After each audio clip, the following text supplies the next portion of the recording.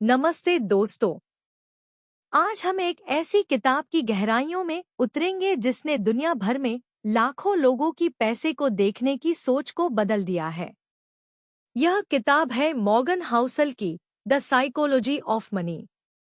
यह किताब इस बारे में नहीं है कि क्या खरीदना है या कौन सा स्टॉक चुनना है। यह इस बारे में है कि हम पैसे के बारे में सोचते कैसे हैं। हाउसल का मानना है कि वित्तीय सफलता का संबंध आपकी बुद्धिमत्ता से कम और आपके व्यवहार से ज्यादा है। यह एक सॉफ्ट स्किल है जहां आप कैसा व्यवहार करते हैं यह ज्यादा मायने रखता है बजाय इसके कि आप क्या जानते हैं। तो चलिए इस अद्भुत यात्रा पर चलते हैं और पैसे से जुड़े मनोविज्ञान के उन रहस्यों को समझते हैं जो हमें अमीर बनने और उससे भी ज्यादा महत्वपूर्ण अमीर बने रहने में मदद करते हैं।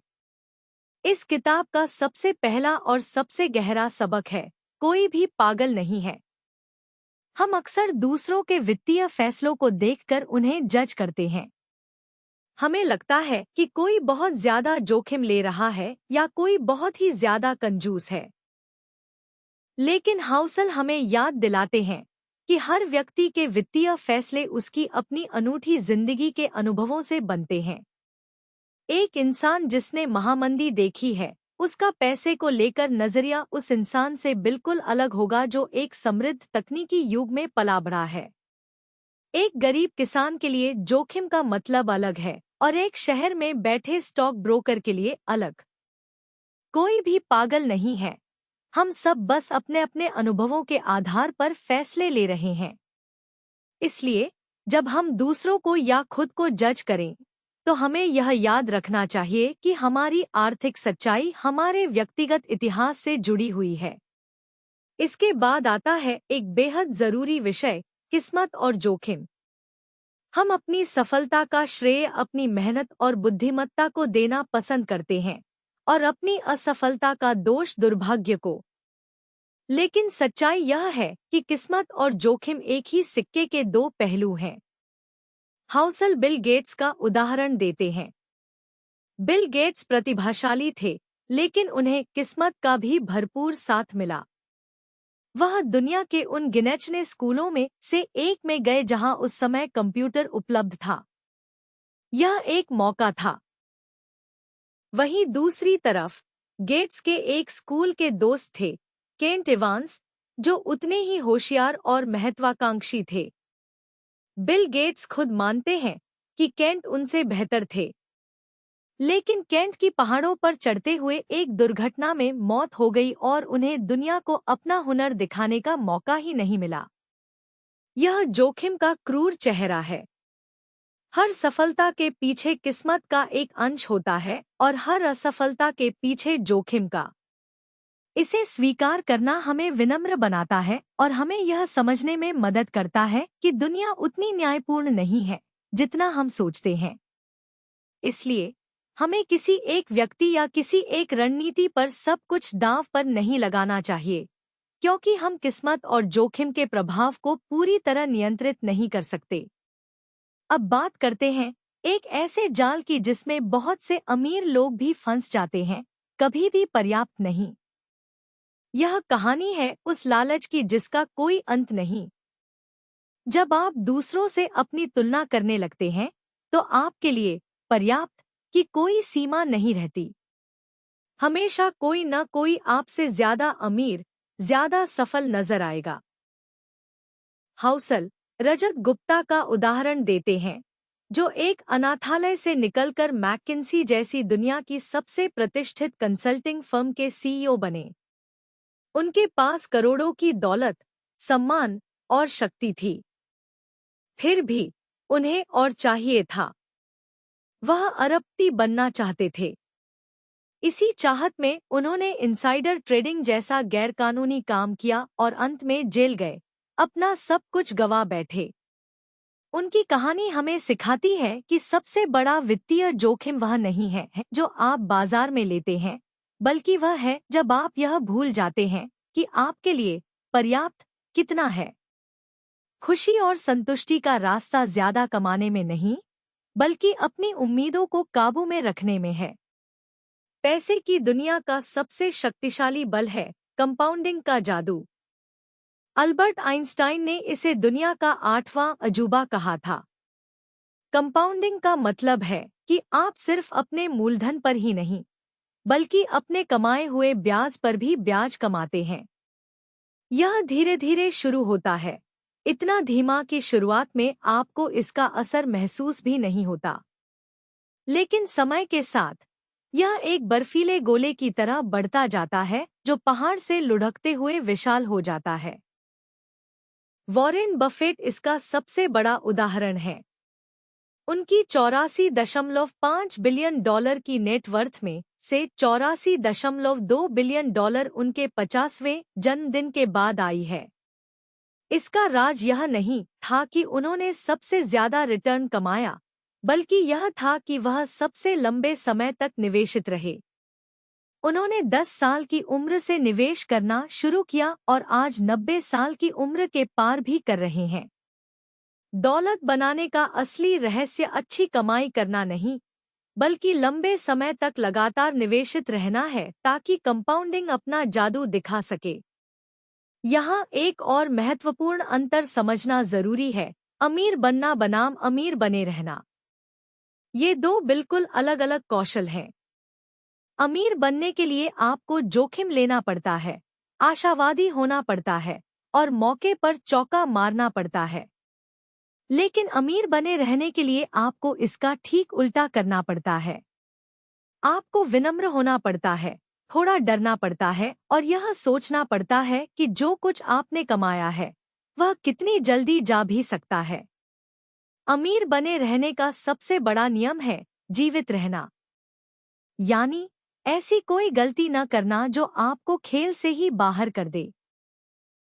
इसका मतलब है कि आपको बड़ी गलतियों से बचना होगा, अपने ऊपर हद से ज्यादा कर्ज नहीं लेना होगा और हमेशा बुरे समय के लिए तैयार रहना होगा।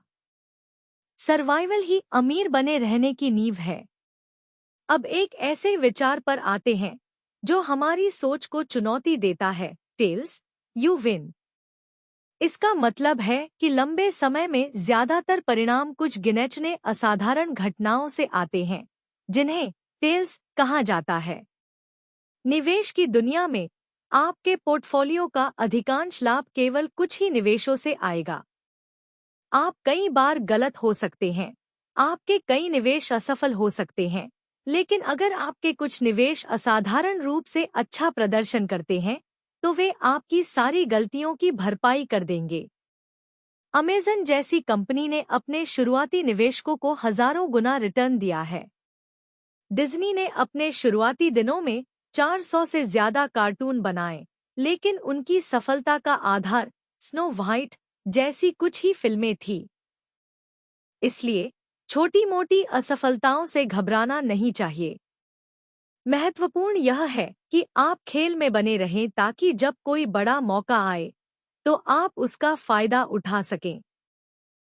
अगला सिद्धांत हमारे दिखावे की संस्कृति पर एक गहरा कटाक्ष है। असली दौलत वह है जो दिखती नहीं। जब हम किसी को महंगी कार चलाते या बड़े घर में रहते देखते हैं तो हम उन्हें अमीर मानते हैं, लेकिन यह अमीरी है, दौलत नहीं। अमीरी आपकी वर्तमान आय है जो दिखाई देती है, लेकिन असली दौलत वह पैसा है जिसे आपने खर्च नहीं किया है। यह बैंकों में पड़ा पैसा है, स्टॉक और बॉन्ड में लगा हुआ पैसा है, जो आपको भविष्य में स्वतंत्रता, विकल्प और सुरक्षा देता है। यह दौलत अदृश्य होती है। जब हम कोई महंगी कार देखते हैं तो हम यह नहीं सोचते कि वाह, यह आदमी कितना कूल है। हम सोचते हैं, वाह, अगर मेरे पास यह कार होती तो लोग मुझे कितना कूल समझते। इसे man in the car paradox कहते हैं। लोग आपकी चीजों से प्रभावित होते हैं, आपसे नहीं। असली दौलत का लक्ष्य दूसरों को दिखाना नहीं, बल्कि खुद के लिए आजादी खरीदना है।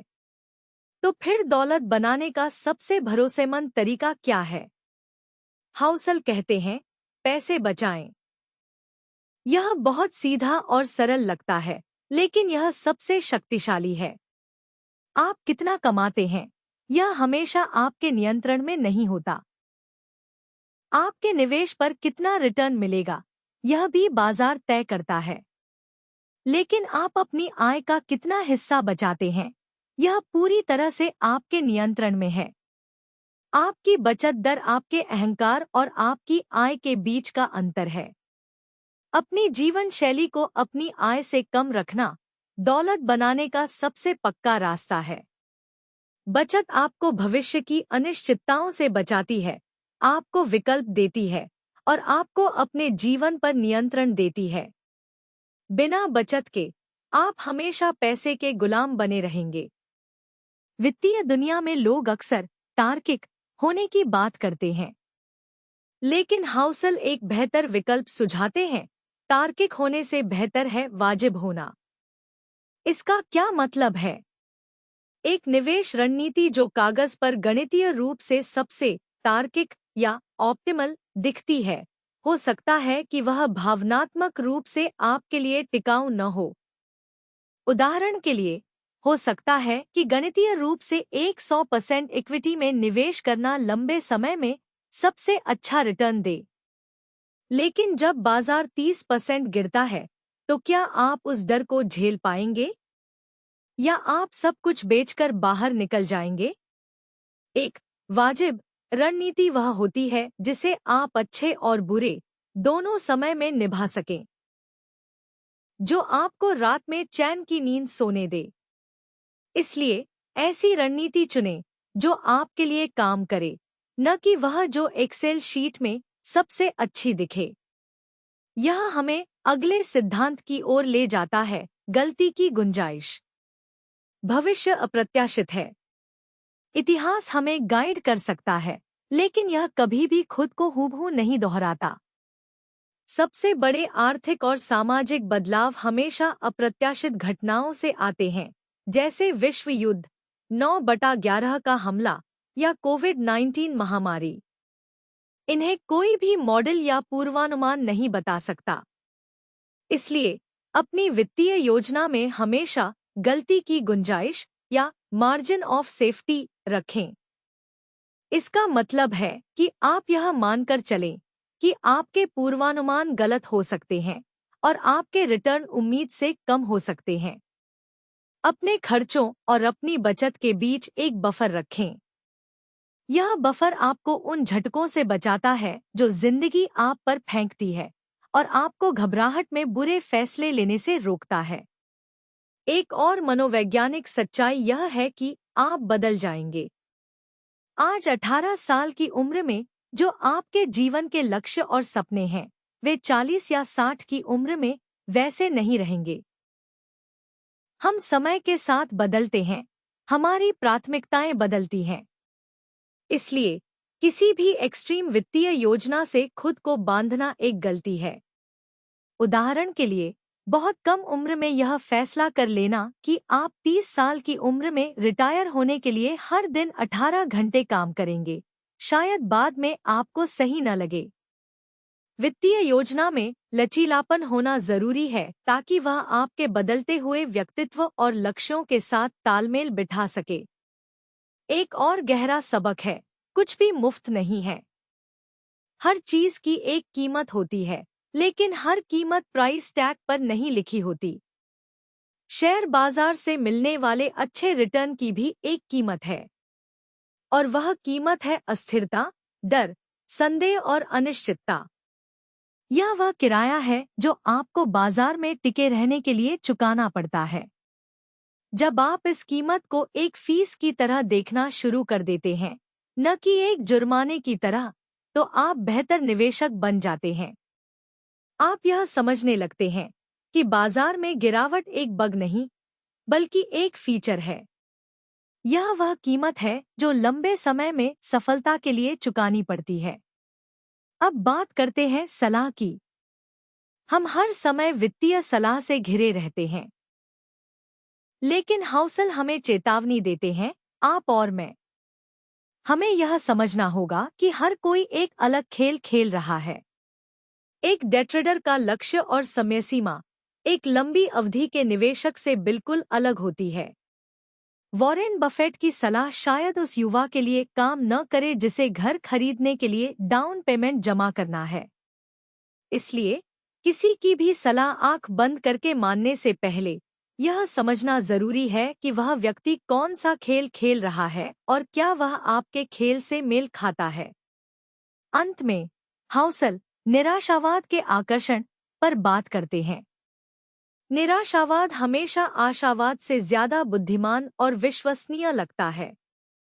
जब कोई कहता है कि अर्थव्यवस्था डूबने वाली है तो हम उस पर ज्यादा ध्यान देते हैं।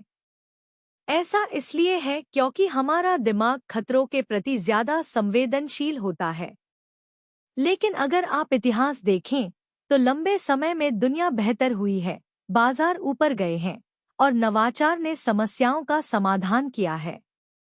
निराशावाद रोज की खबरों में हावी हो सकता है, लेकिन आशावाद लंबे समय की कहानी लिखता है। इसका मतलब यह नहीं है कि बुरी चीजें नहीं होंगी, लेकिन मनुष्य की समस्याओं को हल करने की क्षमता को कम आंकना एक गलती है। तो इस सब का निचोड़ क्या है? मॉर्गन हाउसल अपनी खुद की वित्तीय रणनीति साझा करते हैं। वह और उनका परिवार एक उच्च बचत दर बनाए रखते हैं। वे लंबे समय के लिए सोचते हैं और अपना अधिकांश पैसा कम लागत वाले इंडेक्स फंड में निवेश करते हैं। वे मानते हैं कि उनकी सबसे बड़ी संपत्ति उनका लचीलापन है, यानी अपनी जीवन शैली को लंबे समय तक अपनी आय से नीचे रखने की क्षमता। द साइकोलॉजी ऑफ मनी हमें यह शक्तिशाली सबक सिखाती है कि पैसे के साथ आपका रिश्ता नंबरों का खेल नहीं, बल्कि भावनाओं और व्यवहार का खेल है। वित्तीय सफलता इस बात पर कम निर्भर करती है कि आप क्या जानते हैं और इस बात पर ज्यादा कि आप कैसा व्यवहार करते हैं। विनम्रता, धैर्य, बचत और लंबे समय तक टिके रहने की क्षमता ही असली दौलत की कुंजी है।